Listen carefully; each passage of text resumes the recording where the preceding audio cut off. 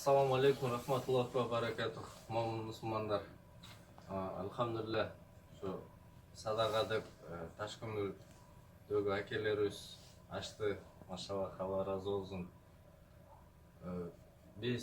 Men özüm oyum ayta ketsem bu sadaqa deb muhtaç bolayotgan öz üstün Toshkentdagi жерге өстерге жардам берип атабыз. Иншаллах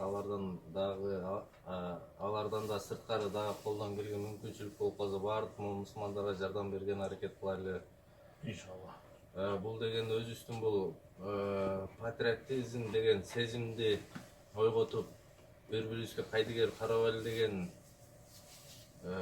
ойдо жакшылап аракет кылсак, баардыгы иншалла жакшы ой ар дайым жакшы жагынан чыгат дегенде.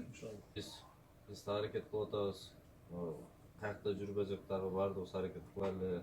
Эмне кылсак да ар бир ой максатыбыз бир жакшы жака, жакшы нукка кете тургандай болуп,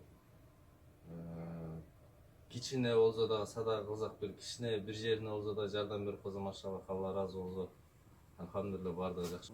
Колдон келсе эч убакта ысырапчылыкка, эч ченеми жок эле эч жака колдон келишинче. Азыр ушундай заман болуп атат, ар кимдин ою ар кандай болуп,